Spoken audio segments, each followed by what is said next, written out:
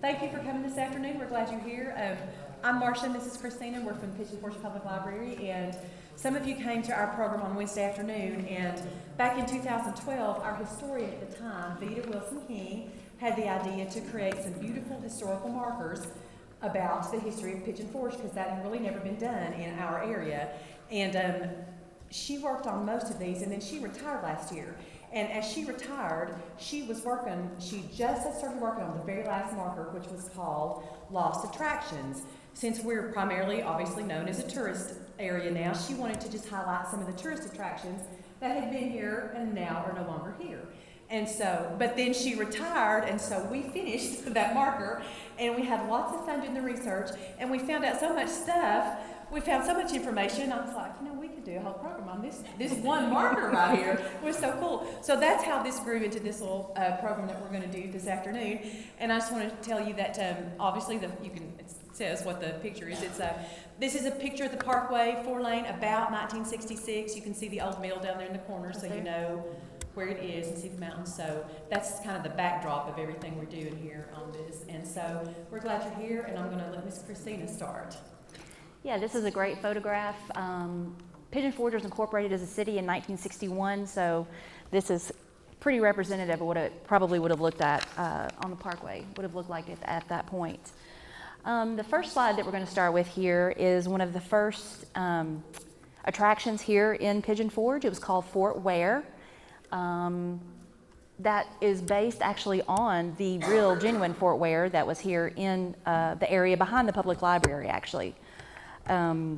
We have a description, go on to the next slide. There on the right, this was in the Spartanburg Herald Journal that described what Fort Ware was going to look like. And it said it was an authentic replica of the original Fort Ware erected during Indian Wars of 1700.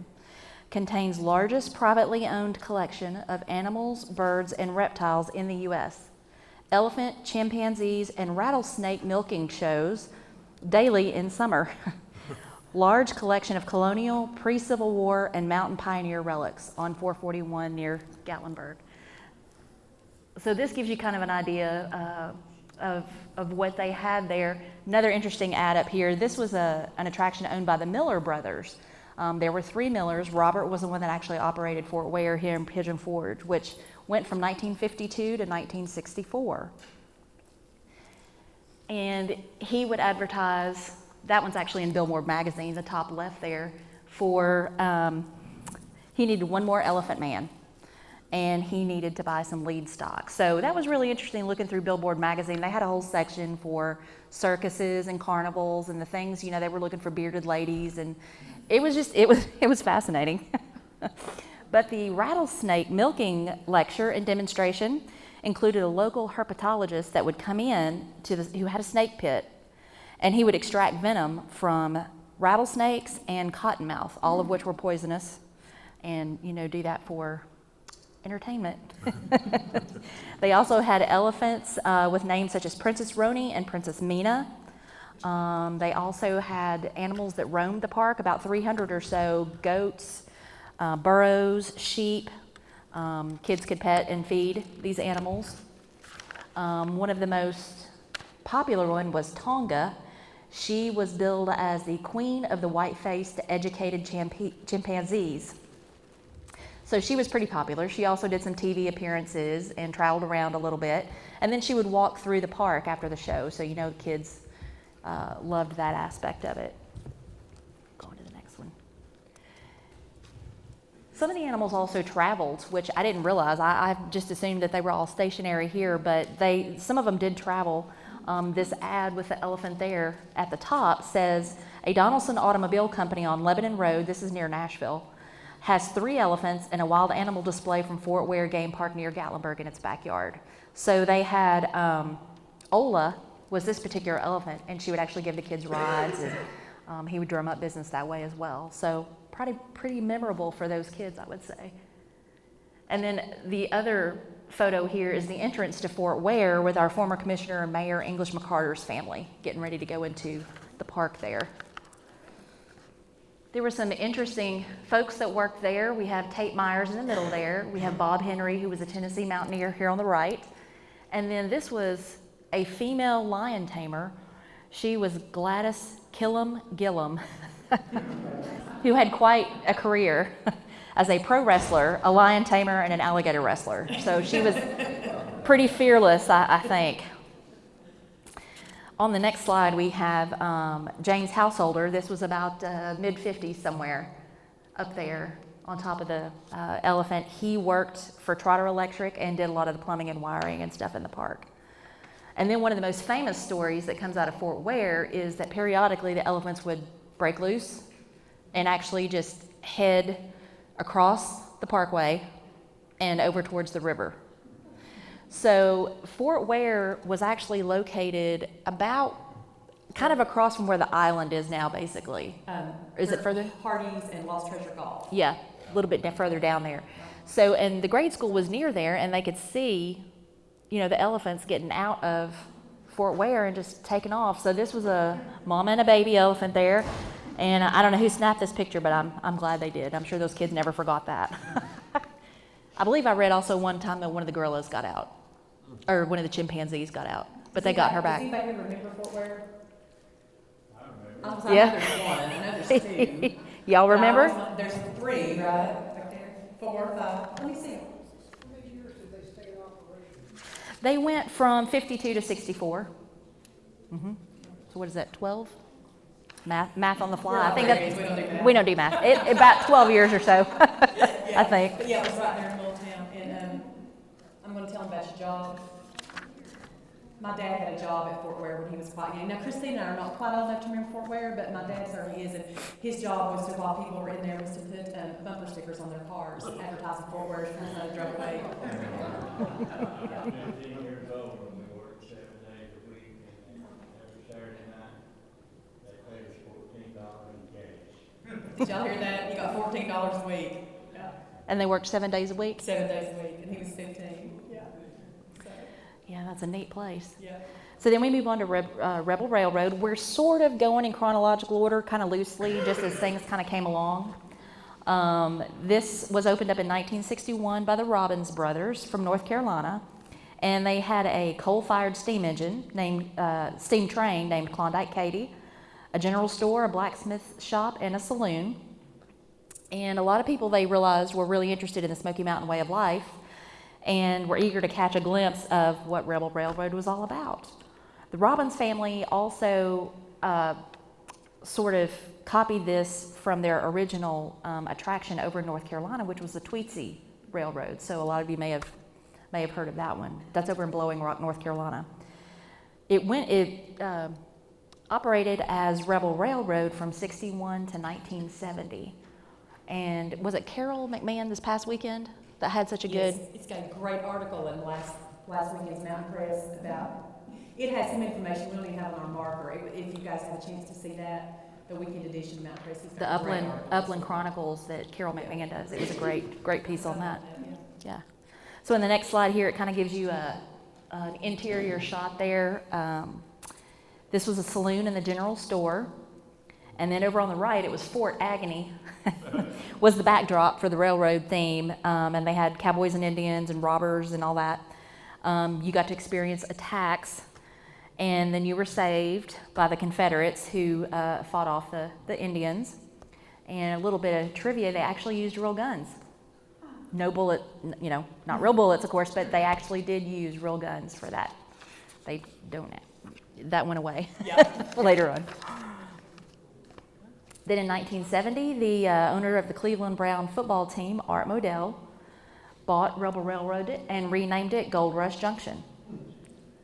So the park retained the railroad and added an outdoor theater, a log flume ride, and Robert F. Thomas Church. So I pointed out where the log flume was added over there to the right. And you can see the train in the lower part. This was my childhood. My favorite day of the year was going on a field trip to Gold Rush Junction and standing in line riding that log flume again all day. So. It was good. It was good on a hot day, though. It was nice and cool. The next slide there is an admission ticket. 1969 ticket to Gold Rush Junction for $1.75, and that included tax. So times have changed a little.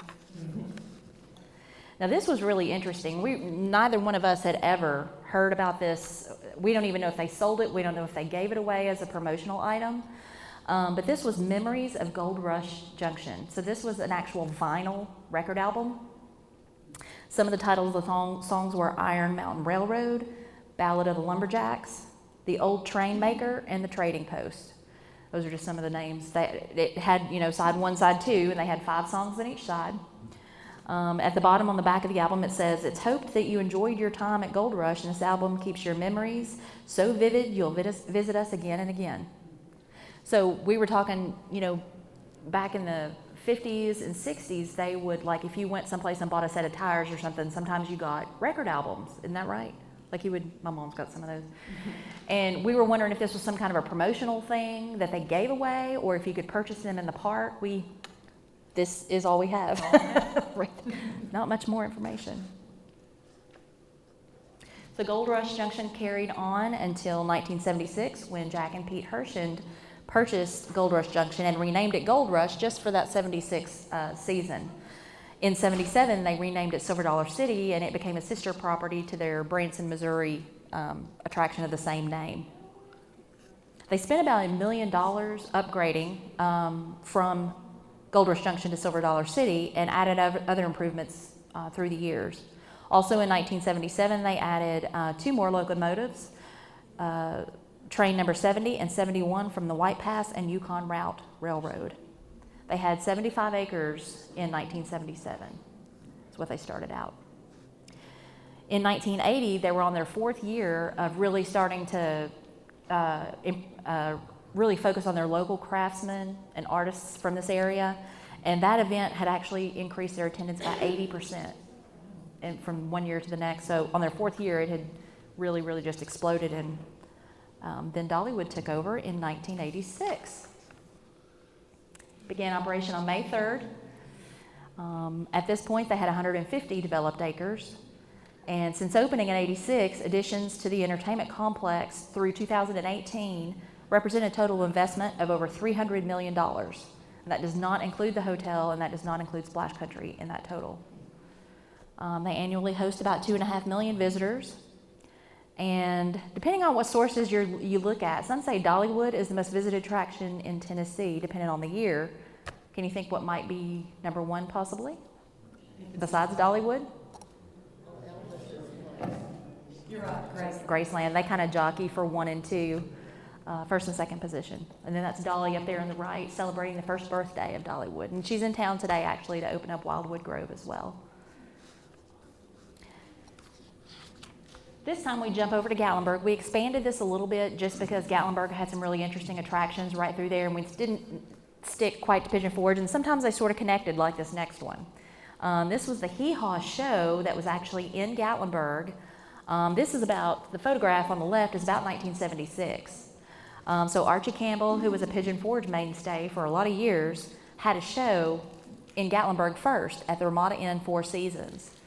That hotel was right downtown on the Parkway, just kind of down and across from the Skylift, if y'all remember where things were located. Later on, he did move his Hee Haw show down to Pigeon Forge and expanded it and created the Hee Haw Village, and that was located about where the Comedy Barn is now. This was a 1976 photo, and Marcia's friend, what's her name, Monica? Oh, oops. We have personal connections to the photo on the left. Yes, he's singing up there, rocking the bell bottoms. But that was at the Ramada Inn, 4 Seasons in Gatlinburg. This next one also, if anybody has any information about, we would love to hear it. Frontier Town. Now there is something similar over in North Carolina that we think is called Frontier Village. Yeah, maybe. But this is a postcard from 1958, and we've been told this is in Pigeon Forge, but we can't find anybody that really remembers it. So if you have information on this, we'd love to know. What the postcard says in the little, it's postmarked Gatlinburg, so that's another reason we think probably it's local. They could have come over from North Carolina, mailed it, I guess, but it says Frontier Town was a visual representation of pioneer days located in the Smoky Mountains vacation land. An interesting and unusual collection containing pioneer tools, household articles, and other items of interest to young and olds. We're not really sure about who owned it. We think, I looked up this morning on Google Maps, and that location was about where, that's also kind of across from the island, that French's Western boot store. We think it was at about that location. But does anybody remember Frontier Town? Sounds like late 50s, early 60s. Was it where the new donut shop's at? Sorry? That I didn't hear that. Cracker Barrel, KFC, the new donut? Oh, by the KFC and the Krispy Kreme donut? You think it's that area? Seemed like there was something there when I was Could little be. boy. Yeah, could have been. And then we're still in Gatlinburg. This was an interesting one. The Tour of Hell opened in 1967. It was only there a couple of years, and then it burned down. I'm not even making that up. I'm not making that up. I know. Flames finally got them.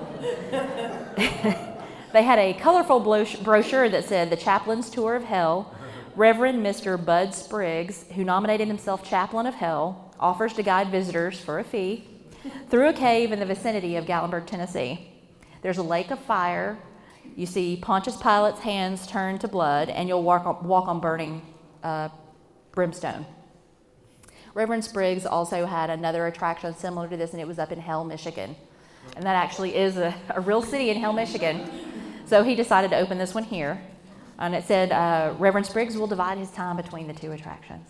And supposedly he dressed the part as well. He had a red tie, red socks, a red handkerchief in his jacket, and a red Bible, which he said could stand for either the blood of Christ or the fires of hell. Whichever way you want to look at it. He was an interesting, a lot of people looked at this as kind of the opposite. Does everybody remember Christus Gardens? Which we didn't include that because there is still an attraction there, and it's very, very similar, so we didn't include that. But a lot of people looked at it as kind of the opposite. That was like, the love, and this was not. This person in this slide wrote a blog about visiting it when he was younger. He said the attraction was housed in a stone-like structure that had the appearance of a volcano at the bottom of Ski Mountain Road and River Road. And it rained for a year or two until it finally burned down. So that was at the bottom of Ski Mountain, if you all know where that is, traffic light number 10 in Gatlinburg. Reverend Spriggs was very interesting. He had some unusual and unorthodox ideas about the book of Revelations and its connections to UFOs. So he recorded this album that was an eyewitness account, supposedly from a policeman who had UFO sightings, and he narrated. Tim Hollis also included this attraction in his book, Land of the Smokies, which is a great book also. So you can always come by the library and check it out. Little plug for the library there. He passed away in 2012 at the age of 77, and it also said he was an artist as well. So it's a very diverse, interesting individual. I guess that's the picture there of how it looked in Gatlinburg there. Interesting. We can come back to Pigeon Forge now, and we have Porpoise Island. Does anybody remember Porpoise Island? I always wanted to go. I never got to go. Yeah? This was the first attraction in Pigeon Forge to have electronic media, which at that time meant television. And they would say, "The porpoises are calling you." I remember that. Music students, I'm going to attempt this, and I'm probably going to mangle it, so just bear with me, but music students from Kamehameha School in Hawaii auditioned.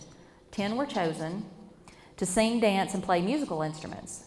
They were flown in to Pigeon Forge every season, along with most of the animals. The Hawaiian school is dedicated to higher education for children of Hawaiian ancestry, which I thought that was pretty neat, that they would give these kids this opportunity to come so far away from home and have a summer job. 1972, July, the new Porpoise Island opened up. They invested over $500,000 in this Polynesian-style amusement attraction. Nobody really thought about what the Polynesian thing had to do with the mountains. They just didn't think about that, I guess. It was a 20-acre formation in the middle of Pigeon Forge that's now the island. So that's several entities back of what it used to be. The gentleman that owned it, Don Jacobs, was one of the principal investors in the project, and he had several similar attractions in Hawaii, Bermuda, England, and other places. It was staffed with animal care specialists to ensure the health and comfort of the animals, and the porpoises would spend their winters in Mississippi, where it was a lot warmer. They had 20 different shows in the attraction per day, but the porpoise show was the top billing. But they also had a seal show, a sea lion pool, a deer ranch, and a live Hawaiian stage show. You can see some of the porpoises there in the center. They had an interesting, the folks that came here, I'm going to read a little quote from one of them. This was from 2008. The gentleman's name was Russell, and he said, "I was one of the male performers with a Hawaiian group there between 75 and 77. While there, we met some great people and found Southern hospitality, much like the aloha spirit, here in the islands. Even as we all have grown since those high school days, we were all students, busy in our various professions, we maintain very close ties with one another. Thank you for allowing us to experience such a special time and a beautiful place. Aloha from Hawaii." I thought that was really nice that a lot of their performers, that's a very unique experience I think they shared and have stayed in touch over the years. I remember that roof, the Porpoise Island roof. You could see those letters from blocks and blocks away. It was a pitched roof, and you could see those letters all the way down the street. The Island Whiz Kids was a bird show also, so they had that going on in the park. We go back to Gatlinburg, this next one, which was Hunter Hills Theater. Does anybody remember Hunter Hills? Yeah? It was an amphitheater actually located out near Gatlinburg Pittman High School, where the library is, and Rocky Top Sports World, out in that area. It operated from 1956 to 1977. And for its time, and especially to be an amphitheater like that, had quite a few interesting high-tech things that went into it. One of the things I thought that was really neat was they had a revolving stage that held as many as 9 different scenes, ready for swift, silent changes as required. I mean, that's something you have like in a really nice theater, to have a revolving stage with all those sets set up and ready to go. So it was pretty high-tech. Their parking area could park 1,000 cars. So it was a good-sized parking area, because really at that point, I think the high school was about the only thing out there. And at that point, they had about $150,000 investment in Hunter Hills. The writer of Under These Hills from Cherokee, North Carolina, Dr. Kermit Hunter, announced that he would be writing the first drama that would open up in Hunter Hills Theater. And he said it would deal with the era in Tennessee history from about 1780 to 1800, when the state of Franklin was established by John Sevier and others, of course, leading to the founding of Tennessee. He decided to concentrate the plot on the character of John Sevier, Tennessee's first governor, and the drama was originally entitled Nolichucky Jack, which was Governor Sevier's Indian nickname that they had given him, but later was shortened to Chucky Jack. So on the left side, you can see the Chucky Jack show ran from 1956 to 1959. Then as years went on, Hunter Hills started to get into other theater productions. You could see that on the other side there, that program there.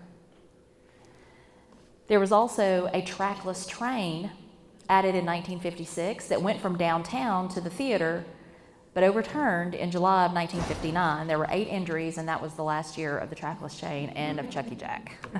But you can see that that is the Skylift in Gatlinburg, so that gives you some perspective about where that is on the parkway. The theater is about 3.5 miles from that downtown area, so they would just have people hop on the train, which I guess probably now we would just call that a trolley or a tram, and take them out to the Hunter Hills Theater. In the next frame, you can see the bottom right there, they also had ticket sales on the parkway in Gatlinburg.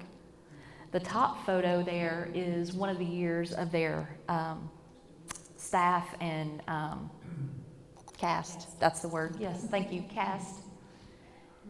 And then the bottom left, you can see the theater was, the 2,500 seats was capacity, and they were fold-down lawn chairs. But you can just imagine that'd be a great place. What a lovely view. The 1956 payroll included 125 people, 85 of which were cast members. So they had a pretty good crowd of people that worked there. And in the year of 1956, they had 45,000 people that attended shows there. In 1965, that summer, the theater was dark. And it was given by Mr. and Miss R.L. Maples. That was Rel and Wilma Maples of Gatlinburg. They owned the Gatlinburg Inn. They valued the theater at $300,000 and made a donation of the theater to the University of Tennessee, Knoxville. So then UT ran it from 1966 to 1977, and that's where some of, Midsummer's Night Dreams, Oklahoma, other plays and shows that you've heard of before started being performed. Finally, in 1978, the chancellor of UT, Jack Reese, announced that the university could no longer financially support Hunter Hills. So it was, sadly, that was the end of Hunter Hills. We're still in Gatlinburg here. This is the World of the Unexplained and Museum of Witchcraft and Magic. This was actually Ripley's first attraction in the Gatlinburg area. And now they have several besides the aquarium, and they've got a haunted thing at the end of town and a golf and all kinds of different stuff. The World of the Unexplained was actually 2 museums. There was one here in Gatlinburg, and the other one is in Fisherman's Wharf in San Francisco, opened in 1972. In 1975, due to pressure from the local churches and religious groups in the area, Ripley's changed the name to World of the Unexplained from Museum of Witchcraft and Magic. They had, there was a show on at the time, I do remember this actually, In Search Of, with Leonard Nimoy.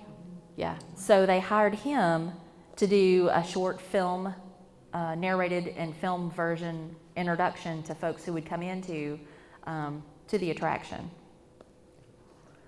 It expanded out of the witchcraft theme once they changed the name and also added things like Bigfoot, flying saucer, Bermuda Triangle, werewolves, that sort of thing. Finally, it closed down in 1985.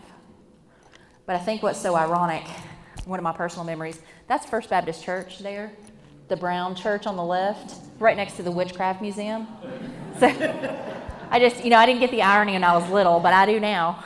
And that was a little alley. If you were quick enough, you could slip out between, I never did this, Mom, between Sunday school and church to run over to the donut fryer in the village there and get a donut and come back in, But there was that little alley. It was just wide enough for a kid to get through. And then you can see Leonard Nimoy there on the brochure, and as they expanded with the werewolves and all that good stuff. And you ended up actually in a magic shop. So if you had a kid that liked to do magic tricks, that was pretty neat. Then we're back to Pigeon Forge with Magic World. I loved this place. They had a 360-degree video flying saucer. So that flying saucer up there was actually a theater that you went in, and it was like you were flying. It was one of the first attractions I remember where it felt like you were doing what you were watching. So it had a 360 panoramic view of flying over the mountains. So that was pretty neat. It operated from 1972 to 1995, and initially it started out as a dragon train through Dinosaur Canyon back to the beginning of time.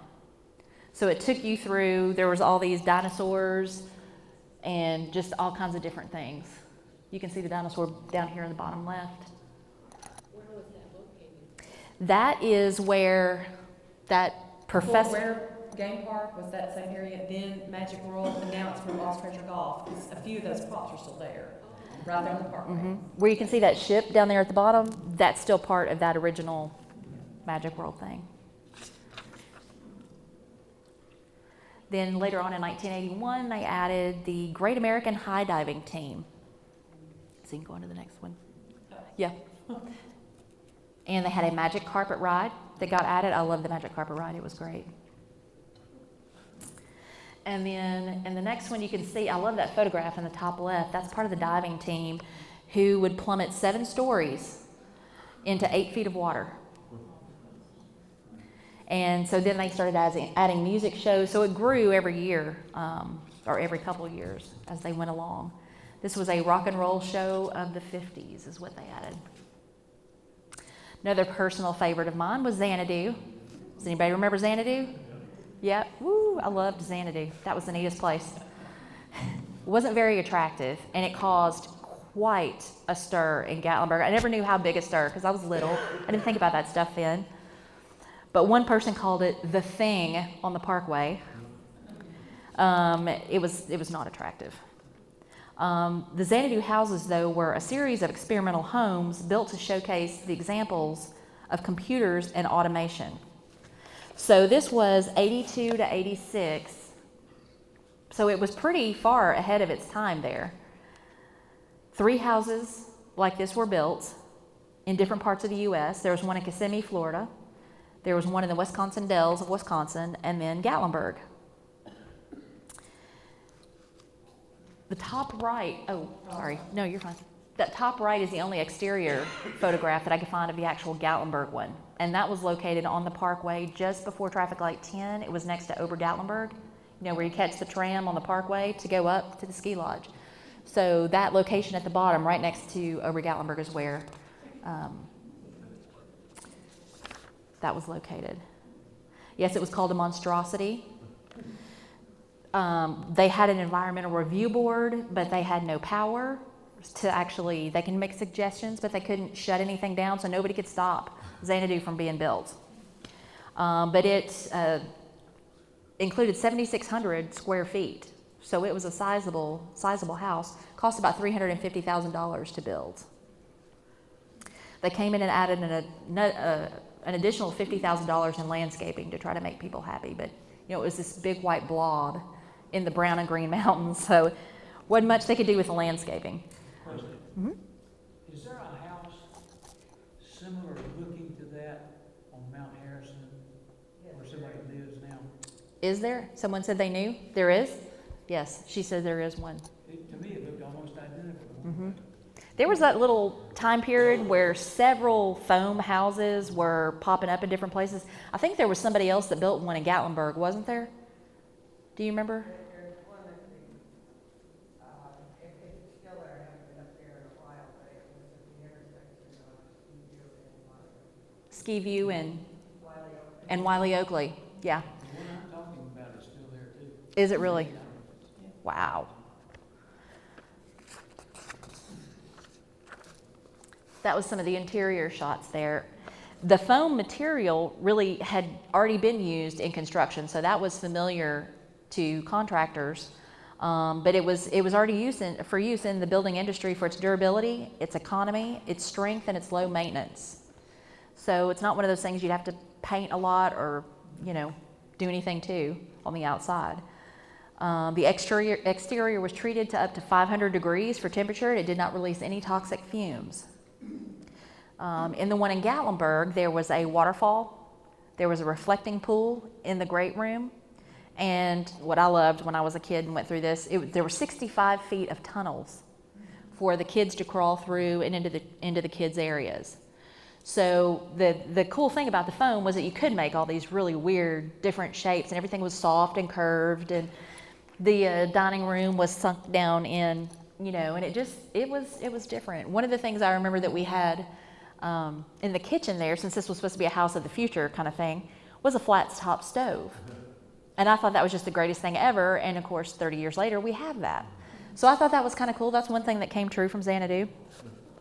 Also included was a domed sight and sound room for projection of light shows on the curved ceiling.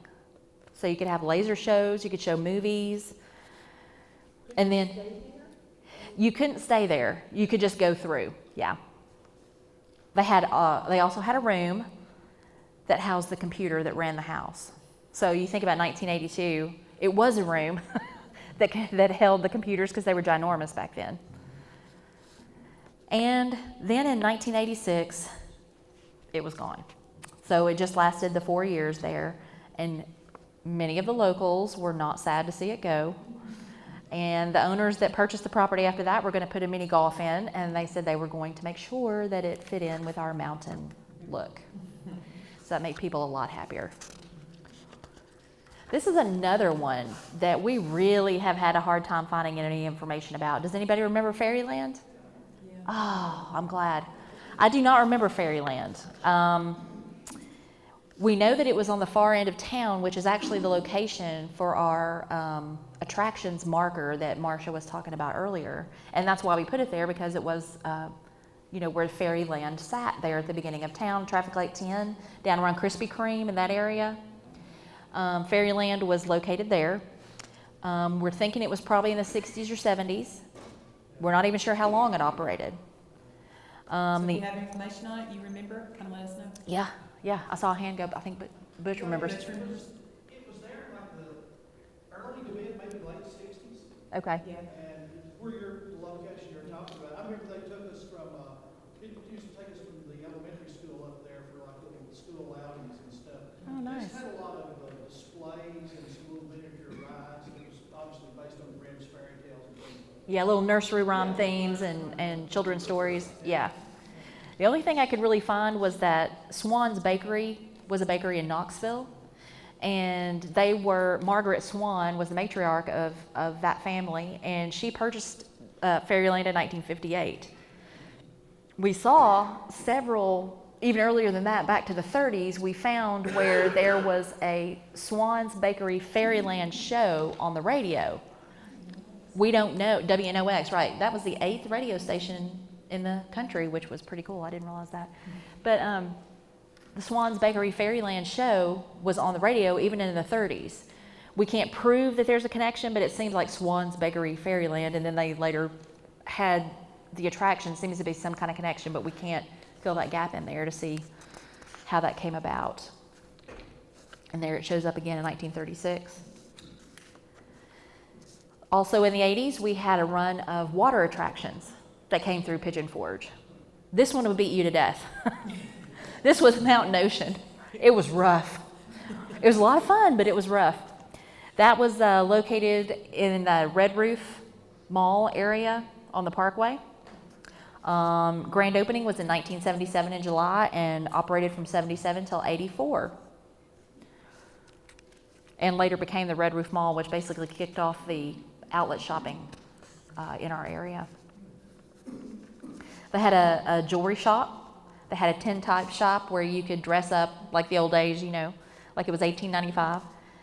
They had a 100-game arcade. They had hot dogs, hamburgers, and ice cream there. So it was actually a little more expanded than I remember from when I was a kid. But it was a lot of fun to go there. About the same time there, in the 80s, where our water parks were coming in, or water attractions were coming in, we had Ogle's Water Park. And that was super popular. Everybody loved going to Ogle's Water Park. It opened in May of 1983 till about 2002. And in that picture on the right there, that's the Sevier County High School marching band standing in the wave pool. And they're playing at the grand opening festivities in May of 83. In the next year, in 1984, they had expanded to have more than 1 million gallons of water circulating through the park. That was located where Walden's Landing was, which is now Lumberjack Square, traffic light 2B on the Parkway in Pigeon Forge. And there's some more pictures. They had little kid rides. They had a little putt-putt golf attraction that they added in it later on. And that's the way that's what I remember it looking like from the exterior on the Parkway when you would drive by. We also had a water boggin. That was another water attraction. This particular one was a dual slide water attraction, and it was concrete. So your best bet was to stay on the mat or you had no skin at all. That was towards traffic light 10. That end of town. Yes, where am I? As you come into town, it was on the side, on the right side. Kind of where the Log Cabin Pancake House, which is Smoky Mountain Pancake House now. That location back in there. And then we have Tommy Bartlett's Water Circus. Does anybody remember Tommy Bartlett's? Yeah. Well, I did not know anything about Tommy Bartlett until we started researching this, and he was pretty fascinating. There actually was a real Tommy Bartlett. He grew up in the Midwest, and actually this is an article from the Chicago Tribune in 1985 that talks about his background. He was a radio and TV show personality in the 40s and 50s. He had shows called Hello Travelers, Meet the Missus, and vintage interview programs that people just loved him in Chicago. Apparently he was pretty well known. By 1941, he was announcing 7 network soap operas daily and was informally known as the Housewives Pinup Boy. He hosted other interview programs. He had one where he would stop people in the Chicago train stations and talk to them on the radio. From 43 to 47, he left radio and went to serve as a military flight instructor and civilian airline pilot. And when he got back, he said, "When I came home, I knew darn well I didn't have it anymore. I wasn't that fresh young kid anymore." So that experience had kind of changed him. He got the idea, though, for his own water skiing company while doing one of his radio programs from the Chicago Railroad Fair, held in 48. Performing near his show was the Cypress Gardens, Florida touring company.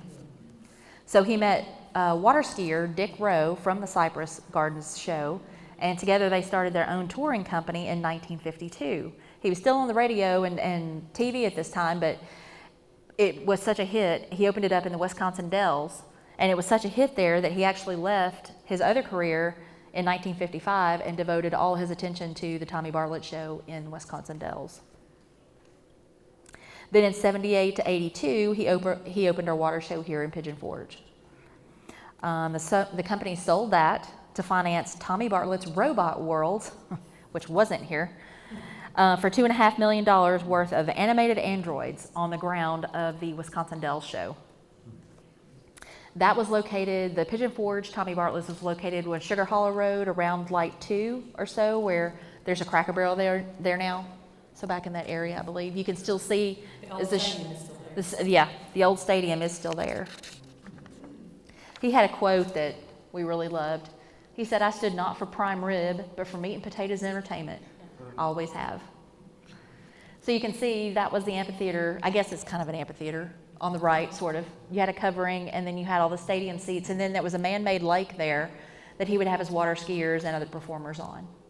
In the top left, one of his partners had a little bit to do with Magic World, so they would kind of team up together and do some nice discounts for folks.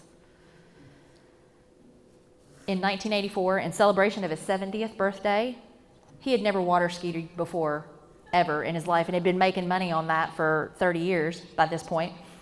So in 1984, in celebration of his 70th birthday, he water skied for the first and only time in front of a thrilled crowd of over 5,000 people. His Tommy Bartlett Water Show in the Wisconsin Dells is still going on and has had over 20 million spectators since they opened in the 50s. And he finally passed away in 1998 at the age of 84 years old. But that was a great show. They had a fountain show where the water was timed with music, and so it was great. It was a lot of fun. And I think that is about it. We're going to show you, this is our marker that shows the attractions, the lost attractions of Pigeon Forge. That is in Krispy Kreme's parking lot where Fairyland sat. So you can actually pull into their parking lot there and you can stop to read that. I think the only attraction we actually, we listed a lot of attractions in the month. The only one about a picture of the cast of we didn't mention in our part of the day is the first real music show we had in Pigeon Forge, obviously, was the Bobby Festival show, which was running for a long time, here for almost 20 years. And so we got a really nice picture of the cast out there in the middle. And it was at the Pigeon Forge Coliseum, which is today the location of Little Rock Races. So that's the one thing that's there. We would love for y'all, when you have time, to go by and see the markers in Hudson and go see this one. And there are driving brochures at the library, which I did not bring you today. I did. Did you bring some? I did bring some, yeah. If you want to take those, go see those, or all information with your GPS and everything on our website, on the Pigeon Forge and library website. So thank you for that, John. Anything you want to add, anybody? I was just going to say there are 12 markers all total that talk about, if you weren't here at our presentation on Wednesday. So there's 12 markers throughout the city of Pigeon Forge highlighting. So this is a little driving tour. We actually drove it wrote the directions in the way that we think you would drive it. So hopefully it makes sense to you guys. Thank you very much. Thank you. You had a question?